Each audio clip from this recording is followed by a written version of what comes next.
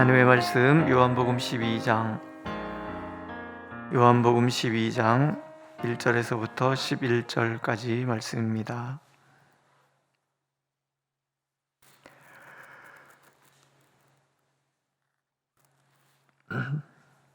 우리 함께 읽겠습니다. 1절. 유월절 엿새 전에 예수께서 베다니에 이르시니 이곳은 예수께서 죽은 자 가운데서 살리신 나사로가 있는 곳이라. 거기서 예수를 위하여 잔치할세 마르다는 일을 하고 나사로는 예수와 함께 앉은 자 중에 있더라.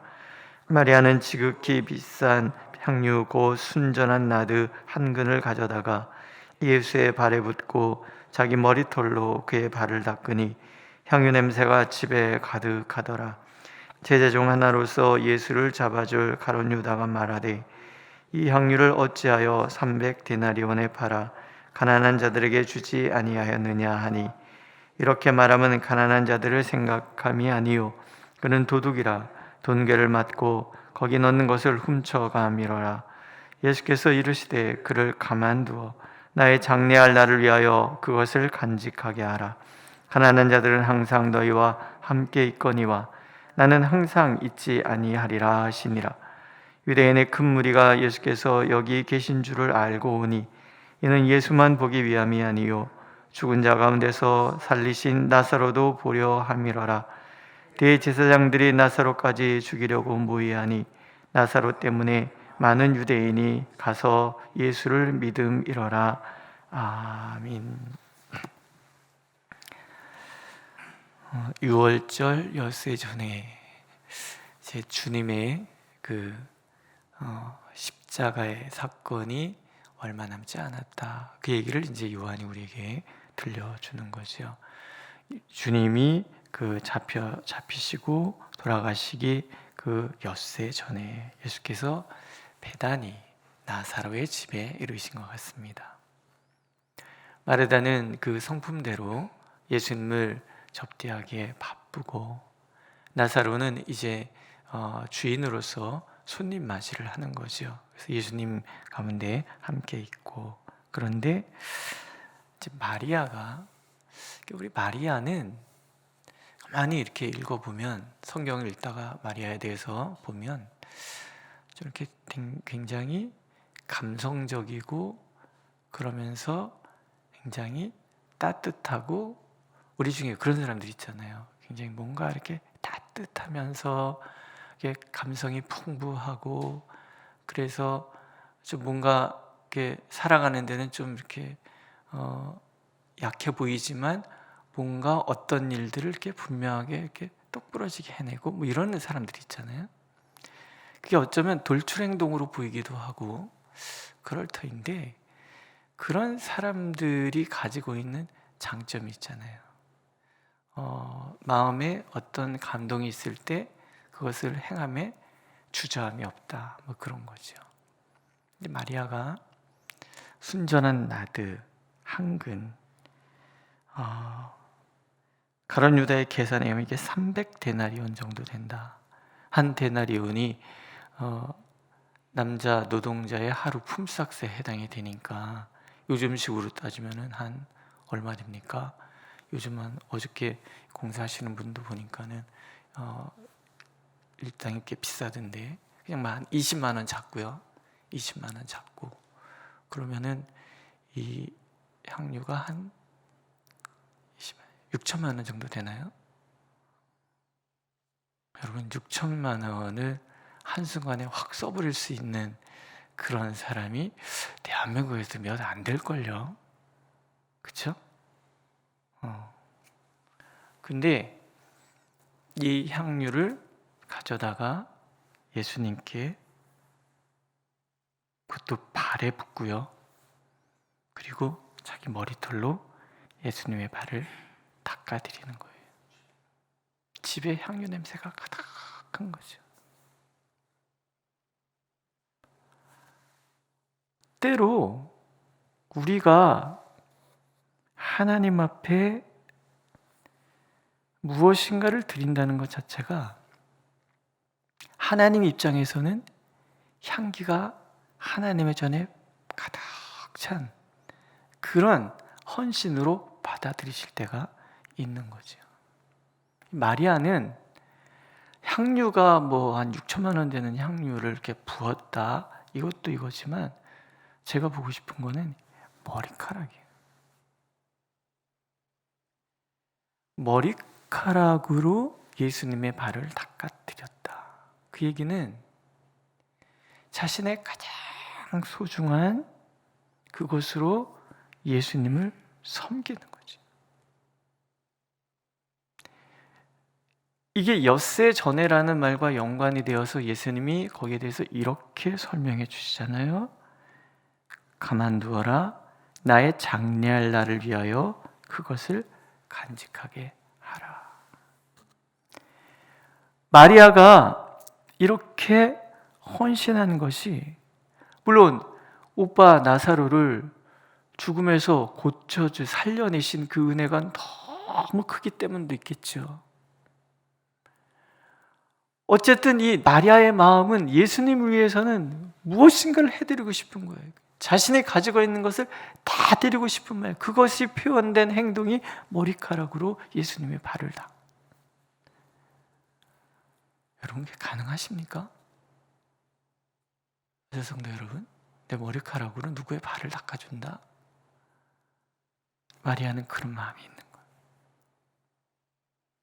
그래서 향유를 붓고 물로 닦아드려야 될 그 발을 향유로 붓고 머리카락으로 정성껏 닦아드리는 거예요.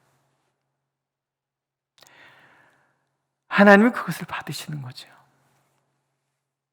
예수님의 그 놀라운 속량의 그 사역, 십자가를 예비하는 일에 굉장히 중요한, 예수님의 장례를 준비했던 하나님의 그 놀라운 역사에 참여한 귀한 일로 하나님이 받아주시는 거예요.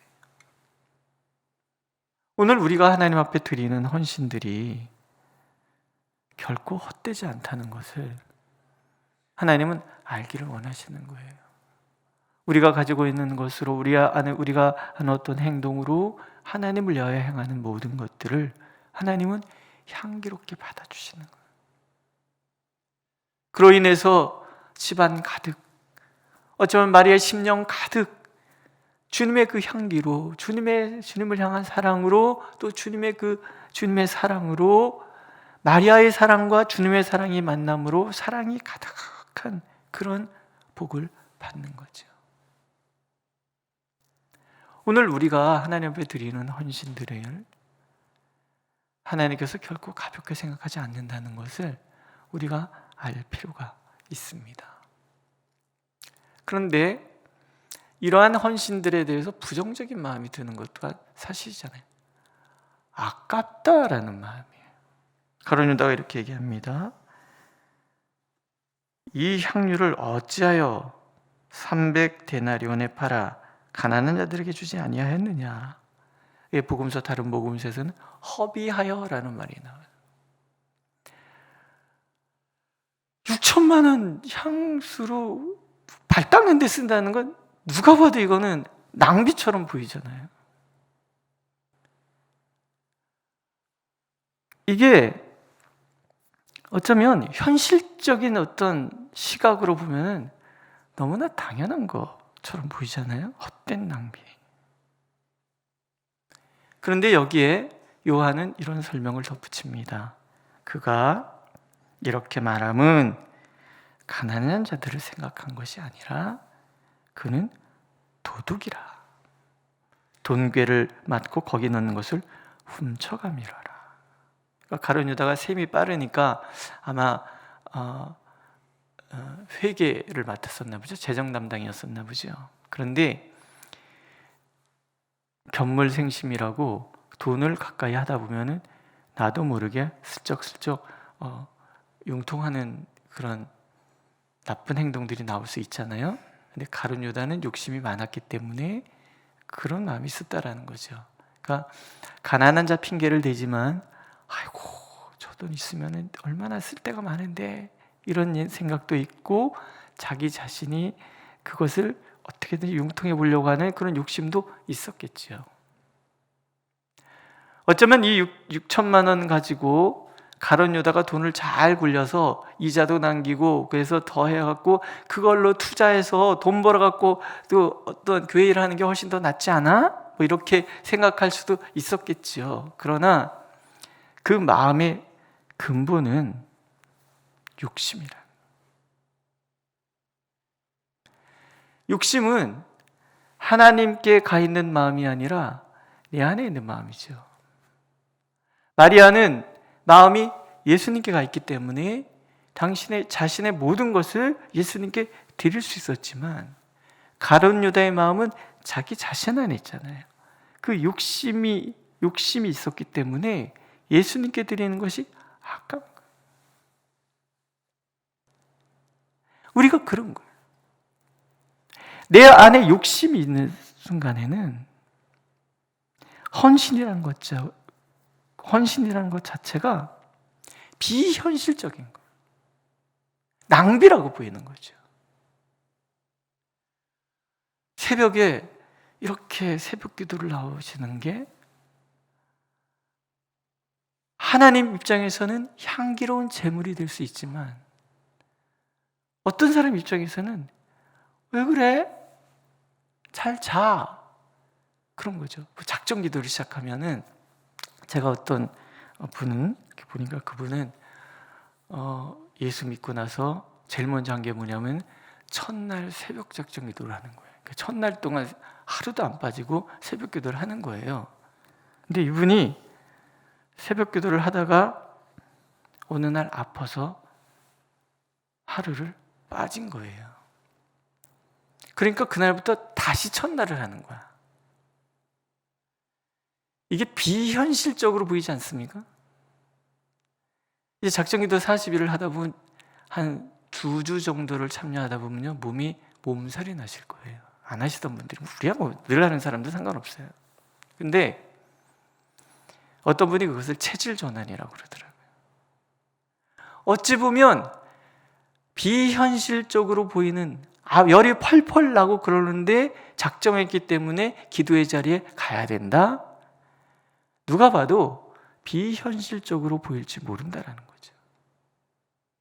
그러나 그 자리를 무릅쓰고 왔을 때 내게 주시는 하나님의 은총이라는 것은 겪은 사람만 아는 거잖아요. 이미 겪어보신 거잖아요. 그렇죠? 이 강단은 되게 신비로운 곳이에요. 막 열이 펄펄 나는데도요, 이 강단의 말씀을 전해서 쓰면 하나님께서 붙들어 주시는 게 있어요. 막 밤새도록 화장실을 등락날락 하다가도요, 어떡하지? 예배 드리다가 문제 생기면 어떡하지? 그래 걱정스러운 마음으로 강단에 서면요, 언제 그러냐 듯이 예배 끝날 때까지 아무 일도 없어요.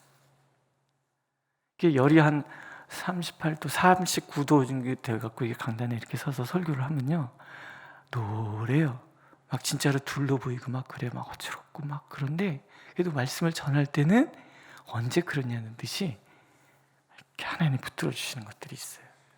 우리가 하나님 앞에 헌신을 하면 하나님께서도 우리를 붙들어 주시는 부분이 있어요. 이게 비현실적이다라고 생각하는 마음을 갖는 그 순간부터는 우리는 그런 헌신하지 않습니다. 가룟 유다가 괜히 배신자가 된 게 아니에요. 이런 마음들이 쌓이다 보니까는 하나님을 쓱 무시하고 배척하는 마음으로까지 가는 거죠. 그러니까는 하나님 앞에 헌신하는 사람들을 보면서 비현실적이다라고 비난할 일들은 아니라는 거죠. 오늘 내가 하나님 앞에 드리는 이 헌신들을 하나님께서 어떻게 받아들이는지를 우리가 잘 분별할 필요가 있는 거죠. 예수님 얘기해요. 가난한 자들은 언제든지 너희들에게 있다. 가난한 자들에 대해서 그 섬길 기회는 언제든지 있다는 거예요. 그러나 예수님은 항상 우리와 함께 계시지 않는다, 이 얘기를 드려요. 이게 특별한 일이라는 거죠.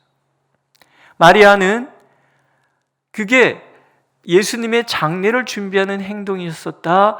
예수님의 이 구속사에 내가 굉장히 중요한 부분을 예수님께 동참했다 모르고 한 일이에요. 그러나 때로 내가 의도하지 않았지만 내가 하나님 앞에 드리는 어떤 행동이 하나님께 있어서는 굉장히 중요한 일이 되고 내가 굉장히 중요한 일에 참여하는 경우가 있다라는 거죠. 하나님이 행하시는 일들에 우리가 기꺼이 참여하는 마음, 하나님은 그 마음을 기뻐하십니다. 이어지는 부분은 유대인들 중에 큰 무리가 이 나사로와 예수님을 보기 위해서 몰려옵니다. 그렇지 않겠습니까? 죽은 자가 살아났는데 이거 얼마나 대단한 일입니까? 그래서 많은 사람들이 예수님을 믿는 거예요. 그러니까 대사자장의 무리는 뭐냐면 이 나사로까지 이제 죽여야 되겠다라고 생각을 하는 거예요. 뭐든지 자신들의 이권을 위해서는 무슨 수단이든 다 부리려고 하는 이런 마음들, 가룟 유다의 이 마음과 대제사장들의 이 마음들 같으면 놀랍지 않습니까? 자신들의 욕심 때문에 하나님조차도 대적하고 하나님의 사역조차도 파괴하려고 하는 이런 마음이 우리 안에 있을 수 있다는 거. 그래서 우리는 나의 완고함을 돌아봐야죠. 내 마음의 완고함을 들여다보고 늘 하나님 앞에 겸손으로 설 수 있도록 기도하는 거 굉장히 중요하죠. 그 마음이 바로 마리아의 마음과 연결되는 마음인 거예요.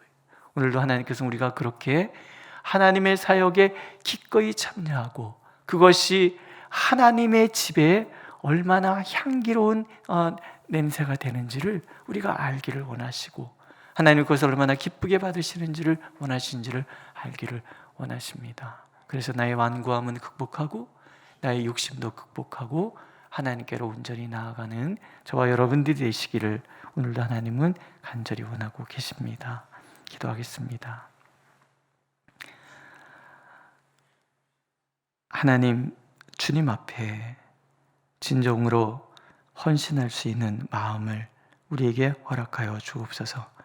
우리의 가장 소중한 것을 주님께 드릴 때 그것이 주님의 구속의 역사의 한 부분을 차지하게 된다는 것을 오늘 우리가 깨닫사오니 그렇게 주님 앞에 온전히 헌신할 수 있도록 인도하여 주시옵소서. 무엇보다도 우리 안에 있는 욕심과 우리 안에 있는 완고함을 이겨내게 하여 주셔서 감히 주님을 대적하는 어리석음에 빠지지 않도록 늘 우리를 지켜 주시옵소서. 예수님의 이름으로 기도드렸습니다. 아멘. 하늘에 계신 우리 아버지, 아버지의 이름을 거룩하게 하시며 아버지의 나라가 오게 하시며 아버지의 뜻이 하늘에서와 같이 땅에서도 이루어지게 하소서. 오늘 우리에게 일용할 양식을 주시고 우리가 우리에게 잘못한 사람을 용서해 준 것 같이 우리 죄를 용서해 주시고 우리를 시험에 빠지지 않게 하시고 악에서 구하소서. 나라와 권능과 영광이 영원히 아버지의 것입니다. 아멘.